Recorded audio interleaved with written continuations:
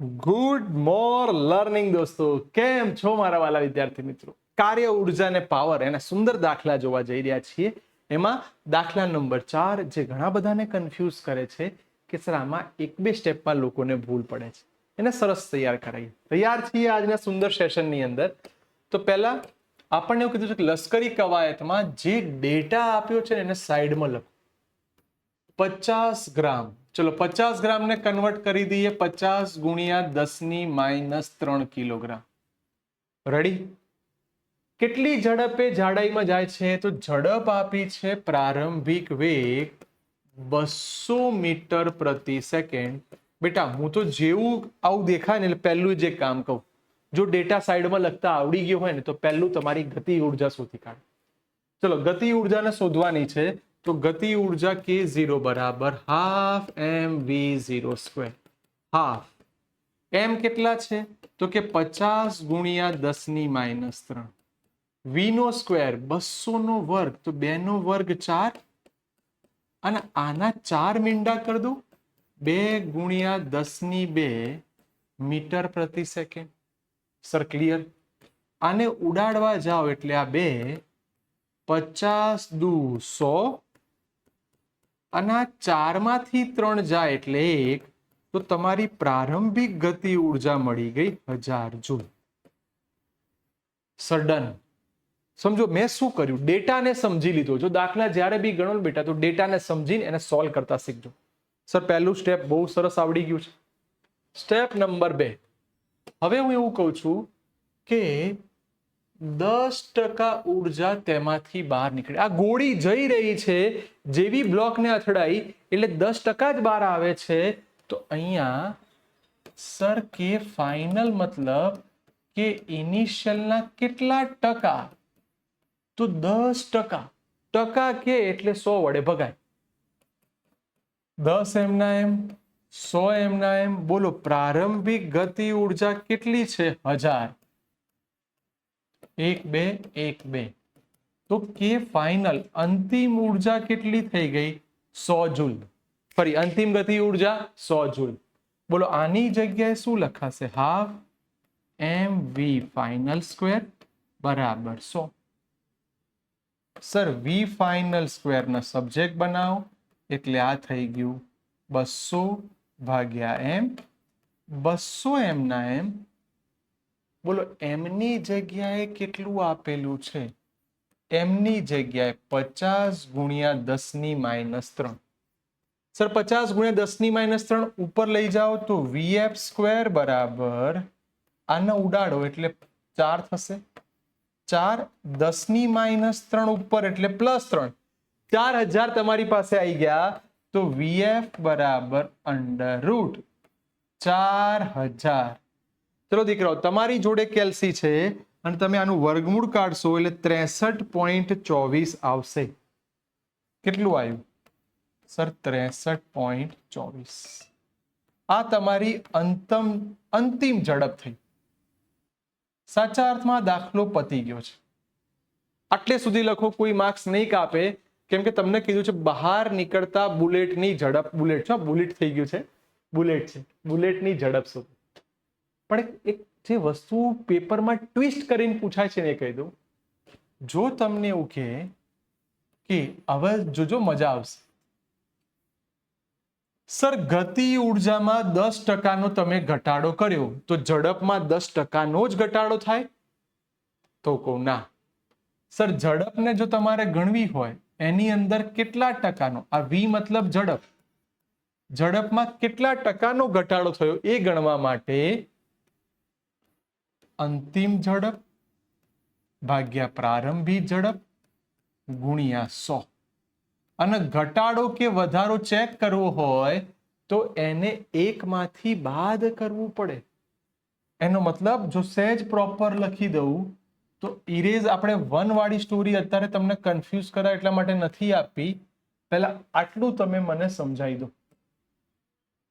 ચલો સ્ટાર્ટ થઈ જાઓ. v ફાઇનલ કેટલી ઝડપ ફાઇનલ આપી છે? 63.24. પ્રારંભિક ઝડપ કેટલી છે? 200. જે કઈ આવે 100 વડે ગુણી કાઢો ફટાફટ. તમારો જવાબ 31 પોઈન્ટ સમથિંગ આવશે. એટલે અંદાજિત હું 32 લખી દઉં છું. બોલો 100 વડે ગુણી કાઢ્યું 32 મળી ગયું. આટલી એનર્જી એ વપરાઈ ગઈ છે. તો બહાર આવવા માટે ફરી બોલું છું, ટકા છે તો 100 માંથી બાદ કરીએ એટલે તમારે આની બાદબાકી કરશો એટલે 68% આવશે. તો કેટલી ઝડપથી બહાર આવશે?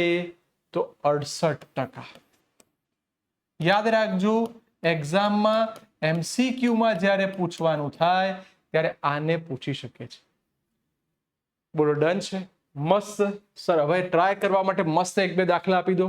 સર આવો સેમ દાખલો ડેટા ચેન્જ કરીને આપો તો અમે દાખલાની સરસ પ્રેક્ટિસ કરી શકીએ. જેમ કે પહેલો જ દાખલો, તમને દળ આપેલું છે, અહીં રકમ બદલી કાઢું છું 25 ગ્રામ. વેગ આપેલો છે 100 મીટર પ્રતિ સેકન્ડ. બાકી બધું એમનું એમ, કોઈ જ મગજમારી નહીં. તમને હા ગતિ ઉર્જામાં 20%, અહીં 10% આપ્યું છે, એનું મેં કરી કાઢ્યું 20%. જાતે ટ્રાય કરશો. ઓકે. અને એક છેલ્લો દાખલો રકમ બદલીને સેમ સ્ટાઇલ. m બરાબર 10 ગ્રામની ગોળી, વેગ આપી દઈએ 50 મીટર પ્રતિ સેકન્ડ અને ગતિ ઉર્જામાં 40%નો ઘટાડો. તમારે અંતિમ વેગ શોધવાનો અને એના ઉપરથી ઉર્જામાં ફેરફાર શોધવાનો. સેમ સ્ટાઇલ, આની ઉપરથી અંતિમ વેગ શોધવાનો અને એનો ફેરફાર, કેટલો ઘટાડો થયો. બોલો મસ્ત. એક સરસ દાખલો ભણ્યા, એની ઉપરથી કઈ કઈ વેરાયટી સોલ્વ થાય એ પણ આપણે જોઈ લીધી. આ દરેક વસ્તુ બેટા આટલું પ્રોપર કેમ શીખીએ છીએ કે એની મેથડ સમજવી જરૂરી છે. રેડી? જોઈએ નેક્સ્ટ. દાખલા નંબર 5. રેલવે પ્લેટફોર્મની ઉપર એક બેન ગાડીમાં વસ્તુને ખસેડીને લઈ જાય છે. એક માલ સામાન છે ને આમ ઘસેડીને લઈ જાય છે, ત્યારે 10 મીટર સુધી આટલા ન્યૂટન બળ લગાડે. જો તમે આજ સુધી ગ્રાફની પ્રેક્ટિસ નહીં કરી હોય તો બહુ શાંતિથી ગ્રાફને સમજવાનો. સર 0 થી લઈને જો ફોર્સ ઓપોઝિટ ડિસ્પ્લેસમેન્ટનો ગ્રાફ દોર્યો છે, 0 થી લઈ 100 સુધી કેટલા મીટર સુધી? તો કે આટલું ડિસ્ટન્સ છે 10 મીટર. ચલો સીધી લાઈન દોરી કાઢી. બોલો આટલે સુધી કોઈ કન્ફ્યુઝન છે? નથી સર, આટલું ક્લિયર છે.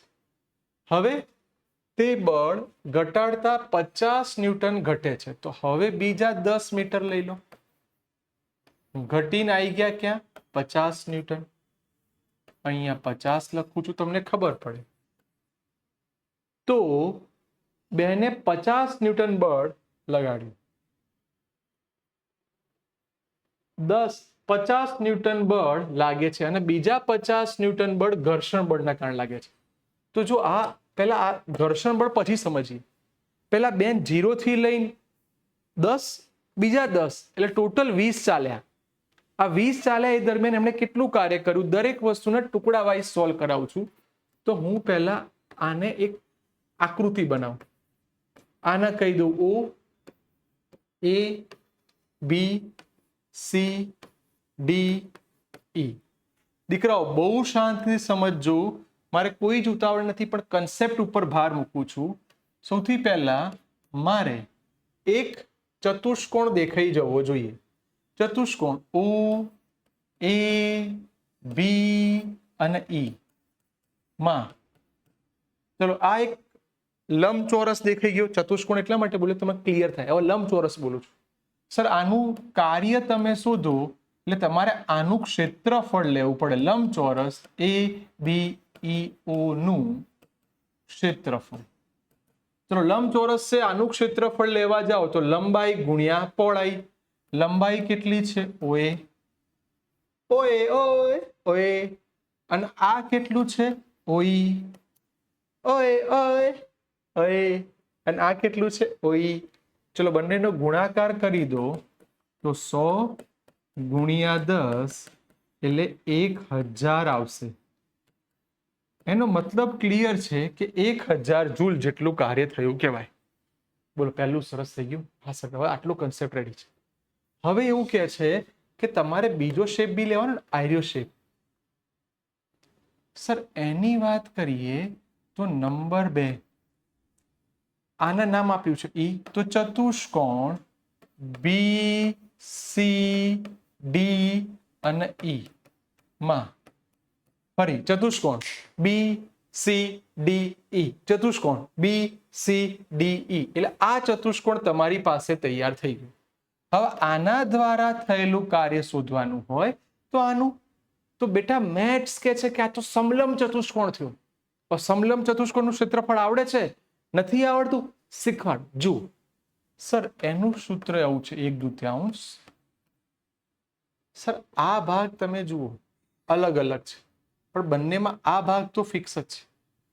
આ ભાગ જે ફિક્સ છે એને સાઈડમાં લખી દો. રૂલ્સ એ જ છે કે લંબાઈ ગુણ્યા પહોળાઈ, પણ પહોળાઈ આપણી ફિક્સ છે. લંબાઈમાં આ બે ભાગ છે, એક છે બી અને બીજો સીડી. તો બીઈ અને સીડી બંનેનો સરવાળો ભાગ્યા 2. ફરીવાર બીઈ અને સીડી બંનેનો સરવાળો ભાગ્યા 2, એટલે બંનેનો તમારે સરવાળો કરવો પડશે અને પછી એને 2 વડે ભગાશે. તો હવે આ સમલંબ ચતુષ્કોણની સ્ટોરી થઈ 1/2. આ 50 અને આ 100 બંનેનો ગુણાકાર કરશો એટલે 150, 50 અને આ 100 થઈ ગયું. અને ડિસ્ટન્સ તમારું 10 છે એટલે 10 ઉડાડો 5, 15 પંચા 75, એટલે તમારું જે બીજા આ એક નંબરનું બીજા નંબરનું કાર્ય મળ્યું આટલું.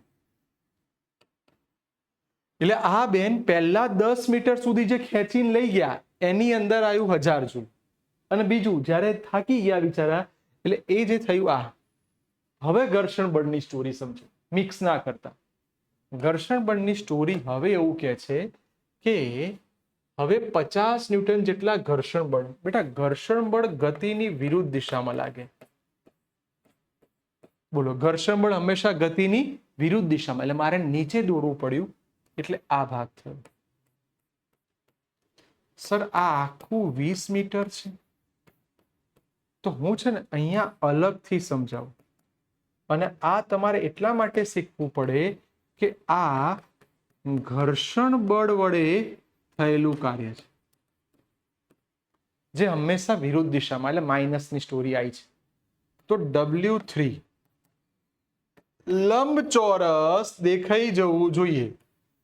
હા sir, O D E F G નામ આપી દો.